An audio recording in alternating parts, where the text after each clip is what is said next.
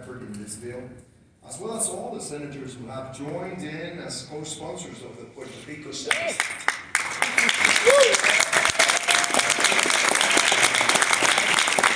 This is actually the Senate bill to resolve the Puerto Rico status issue with the highest number of original co-sponsors in history, 21 senators.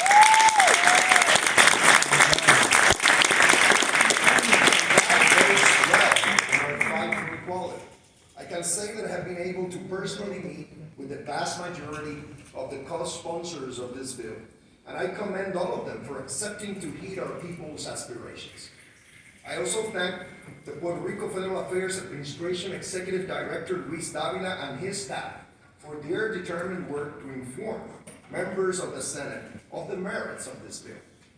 The senators co-sponsoring Senate Bill 3231 have all decided to be on the right side of history and answer the call to provide full democracy to the more than 3.2 million American citizens in Puerto Rico in accordance with the U.S. Constitution.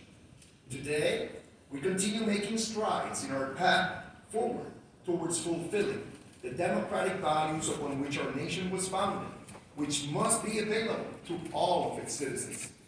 This bill, just like its companion bill in the House, which was approved by a resounding majority last year and was reintroduced in this session, is responding to the moral imperative of putting an end to the century-old colonial status of Puerto Rico and providing a permanent non-territorial solution. Puerto Rico's current status is unworthy of America. Having this disenfranchised American citizens goes against everything the United States stands for. This is especially true in light of the fact that since 2012, a clear majority of Puerto Ricans have rejected the island's current status and 3 times have chosen statehood as their preferred status option. That means our current status does not have the consent of the government, a basic principle enshrined in our democratic form of government. Congress must stand up for the rights of our citizens to choose and to be heard by their federal government. And for too long, my constituents have been waiting for action by Congress. That wait needs to end. There is no better time than this to honor the contributions and sacrifices that the American citizens of Puerto Rico have made on behalf of our nation. There is no better time than this to walk the talk and ensure that we stand united in upholding the principles of equality and democracy that our founding fathers so passionately fought for. There is no better time than this to show respect for the will of the people. I again thank all the senators co-sponsoring the Puerto Rico Status Act for taking up this fight and urge all members of Congress to do right by the American citizens of Puerto Rico. We count on you to make this happen. Thank you.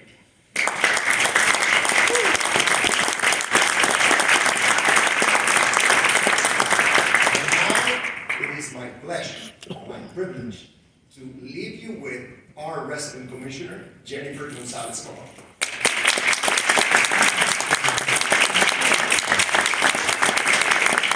Thank you. I think it's a privilege to have the governor of Puerto Rico doing this effort, and we are united fighting for statehood. And that is the message that Republicans and Democrats should look at. That we are doing this fight because the people of Puerto Rico already decided this, not just one, twice, 3 times in a row, asking for having equality. First of all, I want to say thank you to Senator Henry for your leadership and doing this not just in this Congress, but in the last one. I think your leadership here is demonstrating that the people of Puerto Rico is looking for a final solution on our status issue. And once Congress approved a bill that would allow us to answer that question, I have no doubt that the people of Puerto Rico are going to choose statehood, as it did in the last trip that I said. I want to say thank you as well to the senators that are joining this effort for being original co-sponsors. And I'm honored to represent the people of Puerto Rico in Congress. And as a Puerto Rico sole representative, I was proud to lead negotiations last year, 3 months with Congresswoman Velázquez, Majority Leader Dan Moyer, Congressman Grijalva, Congressman Soto, to develop a compromise bill to resolve Puerto Rico's status issue. It was not an easy task. We were for months trying to get this done. And we engaged in intense discussions to determine a path forward.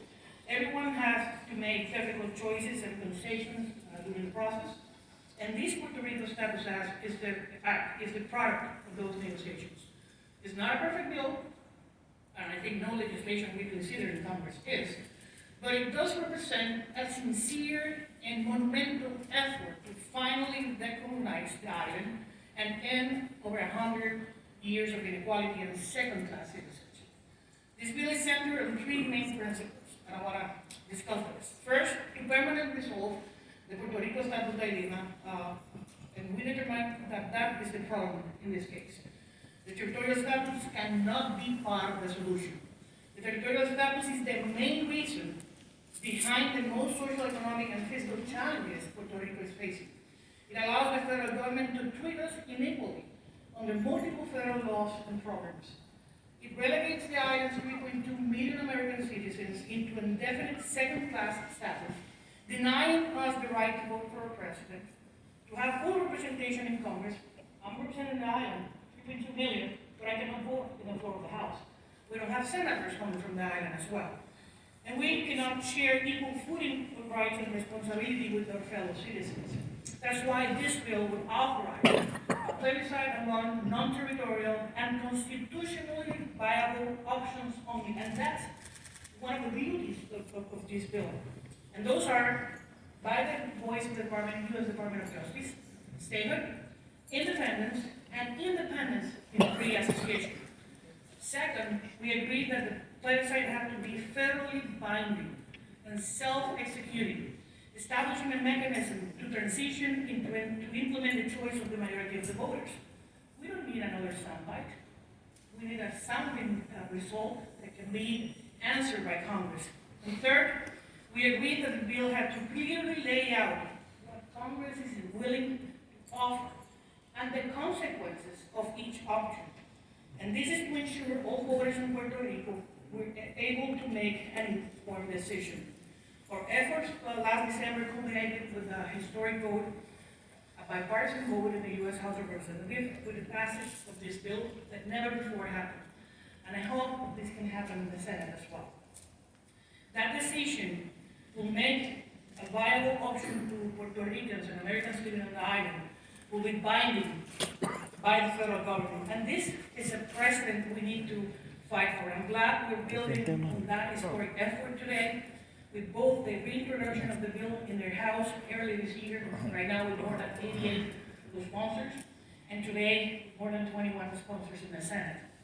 I'm committed to continue educating and building support among my colleagues in the House. Just last week, we got 6 more members, and I know the governor, senator, and we all will do the same thing in the Senate side. For the past decade, the people of Puerto Rico have voted on 3 occasions, and I'm confident we're going to make it again. So thank you, senators, and I think this is the time for Puerto Rico to become a state, and this is the path forward to make it happen.